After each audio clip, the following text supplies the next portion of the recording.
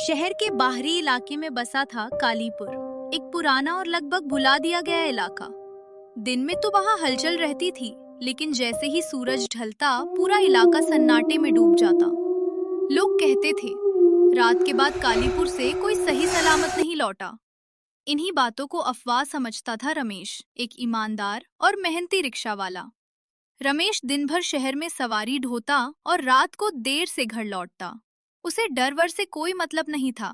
उसकी मजबूरी थी, बीमार माँ, छोटी बहन और खाली जेब।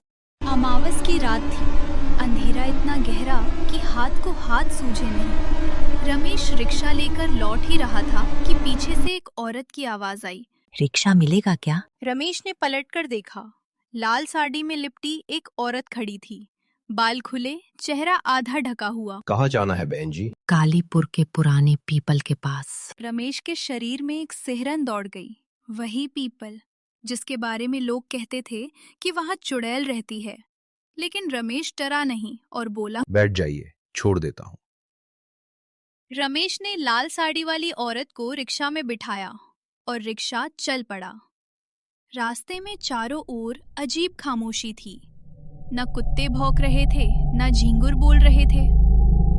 कुछ देर बाद रमेश को महसूस हुआ कि रिक्शा बहुत भारी हो गया है। रमेश ने आईने में से देखा तो क्या देखता है, औरत बदल चुकी थी।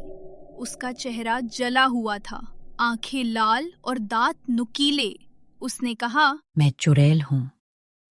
हर रात किसी न किसी को यहाँ लाती हूँ और उसकी जान ले लेती हूँ।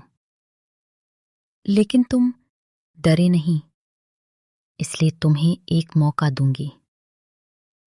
अगर तुम सूरज निकलने से पहले मुझे मेरे पुराने घर तक पहुंचा दोगे तो मैं तुम्हें छोड़ दूंगी, वरना। रमेश ने आंखें बंद कर ली और मन ही मन हनुमान जी का नाम लिया।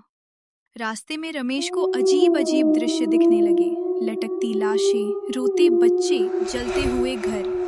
चुड़ैल हंस रही थी। चुड़ैल ने कहा, ये सब मेरी भूख के निशान हैं। रमेश की हिम्मत जवाब दे रही थी, लेकिन वो रुका नहीं। अचानक सामने एक मंदिर दिखा। रमेश ने जोर से जय बजरंगबली कहा और रिक्शा से उतरकर मंदिर की ओर भागा। चुड़ैल चीख उठी और चुड़ैल जमीन पर गिर पड़ी।